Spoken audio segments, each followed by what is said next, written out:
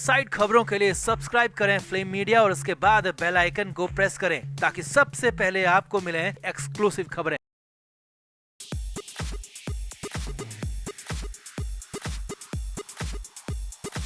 तो भोजपुरी इंडस्ट्री में एक बार फिर से तूफान मच गया है, कोहराम आ गया है। 25 मार्च 2023 को जहां आकांक्षा दुबे की संदिग्ध मौत ने हर किसी को हिलाकर रख दिया था, ठीक उसी तरह 1 साल 1 महीने बाद अमृता पांडे की संदिग्ध मौत भी सबको हैरानी में डाल रही है। अमृता बिल्कुल आकांक्षा दुबे वाले हाल में ही मिली, मगर यहाँ कमरे की टूटी खिड़की बड़ा इशारा कर रही है, बड़ा सबूत दे रही है। इसके बावजूद पुलिस के पास कोई जवाब नहीं है। 3 दिन बीतने के बाद भी पुलिस के हाथ पूरी तरह खाली है। अमृता पांडे के साथ क्या हुआ, ये आत्महत्या है या फिर मर्डर, पुलिस कुछ भी क्लियर कहने की स्थिति में नहीं है, क्योंकि पुलिस कुछ और कह रही है और जो सबूत मिल रहे हैं वो कुछ और ही कहानी बयां कर रहे हैं। तो आपको अमृता पांडे से जुड़ी पूरी खबर दिखाते हैं। आप भी वीडियो को शेयर करें और बताएं कि क्या अमृता पांडे के साथ वही हुआ है जो सुशांत सिंह राजपूत और आकांक्षा दुबे के साथ हुआ था। कमेंट बॉक्स में अपनी राय जरूर दें। तो भोजपुरी फिल्मों की एक्ट्रेस अन्नपूर्णा उर्फ अमृता पांडे की अचानक मौत से पूरा परिवार और फिल्म इंडस्ट्री में शौक की लहर है। पुलिस पहली नजर में कह रही है कि अमृता पांडे ने सुसाइड किया है। हालांकि कमरे की टूटी खिड़की पर पुलिस के पास कहने को कुछ नहीं है। खिड़की कैसे टूटी, खिड़की से अंदर कौन आया था, पुलिस के पास कहने के लिए कुछ नहीं है। दरअसल 27 अप्रैल की शाम भोजपुरी एक्ट्रेस अमृता पांडे बिहार के भागलपुर स्थित जोगसर थाना क्षेत्र में अपने अपार्टमेंट में मृत पाई गयी। कमरे में साड़ी का बना फंदा, मोबाइल फोन और अन्य चीजें मिली थी। मौके से कोई भी नोट तो नहीं मिला, पर अमृता पांडे ने अपने फोन पर एक व्हाट्सएप स्टेटस जरूर डाला था। इस व्हाट्सएप स्टेटस पर अमृता ने कुछ ऐसा लिखा था जिससे पुलिस को ये मामला आत्महत्या का लग रहा है। हालांकि फिर भी पुलिस जांच में लगी है, क्योंकि सबूत कुछ और ही इशारा कर रहे हैं। अमृता पांडे की 27 अप्रैल की शाम को मौत हो गई थी और उससे कुछ घंटे पहले एक्ट्रेस ने व्हाट्सएप पर क्रिप्ट स्टेटस लगाया था, जिसमें लिखा था कि 2 नाव पर सवार उसकी जिंदगी, हमने अपनी नाव डुबोकर उसकी राह को आसान कर दिया। अमृता अपने पति चंद्रमणि झांगड़ के साथ मुंबई में रहती थी और बड़ी बहन की शादी में शामिल होने के लिए 18 अप्रैल को भागलपुर गई थी।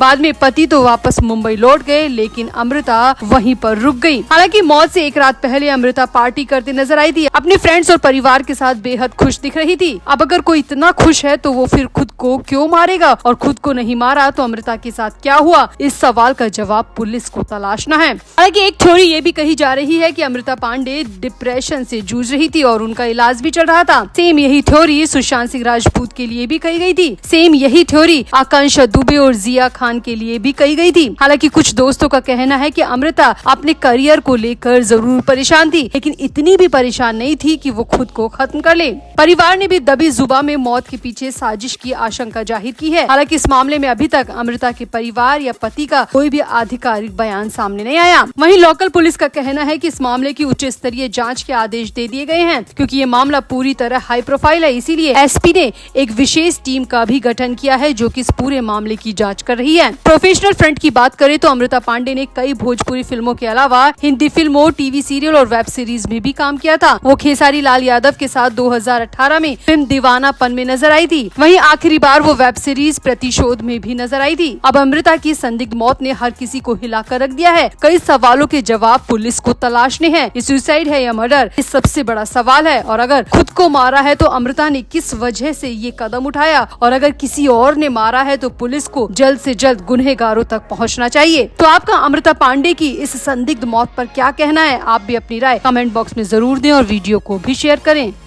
तो कांग्रेस के लिए मजबूत माने जाने वाली उत्तर मध्य मुंबई लोकसभा सीट से उज्जवल निकम को उम्मीदवार बनाकर बीजेपी ने मुकाबला बेहद टक्कर वाला बना दिया है। दोनों ओर के उम्मीदवारों के ऐलान के बाद अब जमीनी स्तर पर काम शुरू हो गया है। कांग्रेस की उम्मीदवार वर्षा गायकवाड़ ने सीट के प्रमुख दावेदार रहे भाई जगताप से मुलाकात की, जबकि निकम के लिए आशीष शेलार ने बैठकों का दौर शुरू कर दिया है। राजनीति में नए नवेले उज्जवल मशहूर वकील हैं, जबकि 4 बार की विधायक वर्षा गायकवाड़ प्रोफेसर रह चुकी है और इस सीट पर दोनों के बीच कड़ी टक्कर देखने को मिलेगी। अब उज्जवल निकम को बीजेपी का टिकट मिलते ही उद्धव के खेमे में भी आग बरसने लगी। ऐसे में संजय राउत से जब मीडिया कर्मियों ने पूछा कि क्या लगता है उज्जवल निकम वर्षा गायकवाड़ को हरा पाएंगे या फिर वर्षा निकम को धूल चटा देगी, तो इस पर राउत ने बड़े चुटकीले और मजाक बनाने वाले अंदाज में कहा कि अब ऐसे रईस वकील भी राजनीति में उतर रहे हैं, तो समझ में आता है कि बीजेपी टिकट दे नहीं रही है बल्कि टिकट बेच रही है और रईस लोग टिकट मोड़ छोटी रकम देकर खरीद रहे हैं। राउत ने कहा कि निकम सिर्फ कानून की किताबें पढ़ते हुए अच्छे लगते हैं या कोर्ट में दलील देते हुए अच्छे लगते हैं। ये जनता से घर घर जाकर वोट मांगना उनके वश में नहीं है। वो वर्षा गायकवाड़ के आगे टिक नहीं पाएंगे। अब सूत्रों की माने तो संजय राउत के बयान के बाद राउत को निकम के ऑफिस से एक नोटिस मिला है और उस नोटिस में साफ लिखा है कि अगर राउत के बयान में उज्जवल निकम की जरा भी अवमानना मिली तो राउत के खिलाफ कानूनी एक्शन लिया जाएगा। रईस शब्द पर इस नोटिस में ऐतराज जताया गया है। साथ ही साथ बीजेपी से टिकट खरीदने की बात पर भी आपत्ति जताई गई है, जिसके बाद तो संजय राउत ने अभी तक कहीं पर भी निकम का नाम नहीं लिया। अब वो निकम के नाम पर पूरी तरह चुप्पी साध गए हैं और निकम का नाम सुनते ही सवाल भी टालने लगे हैं।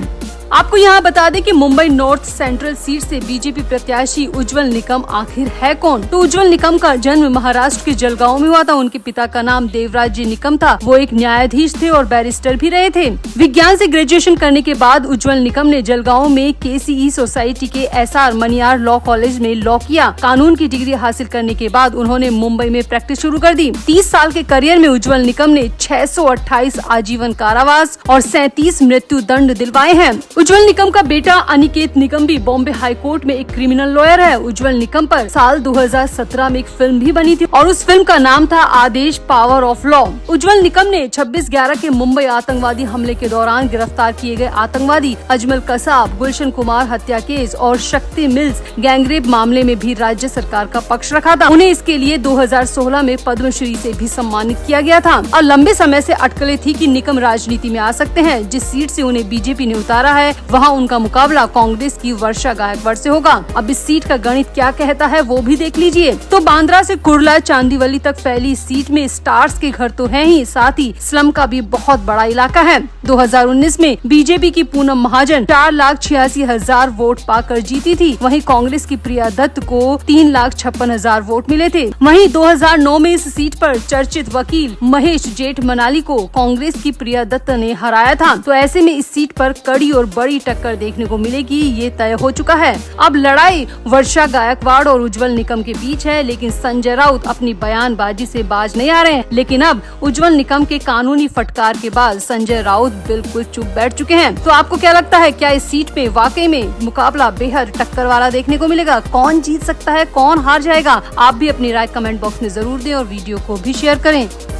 तो महाराष्ट्र में 2 फेज की वोटिंग हो चुकी है और तीसरे फेज के लिए चुनाव 7 मई को होंगे। मगर तीसरे फेज की वोटिंग से पहले पूर्व सीएम और वर्तमान सीएम के बेटे आपस में बुरी तरह उलझ गए। लोकसभा चुनाव के बीच महाराष्ट्र में बयानबाजी का दौर जारी है। इसी कड़ी में शिवसेना सांसद श्रीकांत शिंदे ने अपने पिता और महाराष्ट्र के मुख्यमंत्री एकनाथ शिंदे के खिलाफ अपमानजनक टिप्पणी के लिए प्रतिद्वंदी शिवसेना UBT नेता आदित्य ठाकरे पर जमकर निशाना साधा, जमकर खरी भी सुनाई और आदित्य ठाकरे की परवरिश पर भी सवाल खड़े कर दिए। दरअसल आदित्य ठाकरे सीएम शिंदे के कटु आलोचक हैं, जिनके 2022 में विद्रोह के कारण राज्य में महाविकास अघाड़ी सरकार गिर गई थी और मूल शिवसेना का विभाजन हो गया, जिसका नेतृत्व उनके पिता उद्धव ठाकरे कर रहे थे। इसके बाद से आदित्य ठाकरे लगातार एकनाथ शिंदे के खिलाफ बयानबाजी करते नजर आते हैं। आदित्य ने हाल ही में सीएम शिंदे का जिक्र करते हुए उन्हें बेशर्म और घृणित व्यक्ति कहा था। अब इस पर श्रीकांत शिंदे ने पत्रकारों से बातचीत करते हुए कहा कि आदित्य इन्हीं मूल्यों के साथ बड़े हुए हैं जो केवल गाली देते हैं